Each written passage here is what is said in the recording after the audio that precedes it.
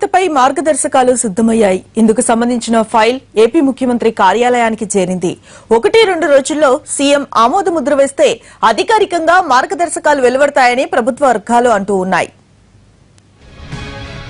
ఆంధ్రప్రదేశ్ రాష్ట్ర విభజనతో స్థానికత అంశం తెరపైకొచ్చింది. జూన్ 2, 2014 నుంచి జూన్ 2, 2017 వరకు తెలంగాణ నుంచి ఏపీకి తరలి వచ్చే వారికి ఉద్యోగ విద్యా అవకాశాల్లో స్థానికత కల్పించేలా రాష్ట్రపతి ఉత్తర్వుల్లో సవరణ చేయించింది ఏపీ సర్కార్. ఇందుకు సంబంధించిన మార్గదర్శకాలపై ప్రభుత్వం సుదీర్ఘ కసరత్తు చేసింది. సాధారణ పరిపాలనా శాఖతో పాటు న్యాయశాఖ మార్గదర్శకాలు రూపొందించి ఆమోదం కోసం ఫైల్ ని ముఖ్యమంత్రి కార్యాలయానికి పంపింది. ఉద్యోగ విద్యా అవకాశాలు పొందడానికి వేరువేరుగా ఫార్మేట్లను రూపొందించినట్లు తెలుస్తోంది. ఇందులో వారికి సంబంధించిన పూర్తి సమాచారం పొందుపరచాల్సి ఉంటుంది.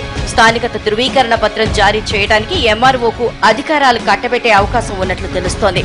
స్థానికత సర్టిఫికెట్ తీసుకునేందుకు సెల్ఫ్ డిక్లరేషన్ ఇవ్వాల్సి ఉంటుంది. ఈ మేరకు ఇచ్చే సమాచారం తప్పని తేలితే ప్రభుత్వం కఠిన చర్యలు తీసుకునేలా మార్గదర్శకాలు రూపొందించినట్లు ప్రభుత్వ వర్గాలు చెబుతున్నాయి. ముఖ్యమంత్రి చంద్రబాబు ఆమోదం పొందిన తర్వాత స్థానికత మార్గదర్శకాలు వెలువడనున్నాయి. వాటికి సంబంధించిన దరఖాస్తులను ప్రభుత్వ వెబ్సైట్లో ఉంచాలని నిర్ణయం తీసుకున్నట్లు తెలుస్తోంది.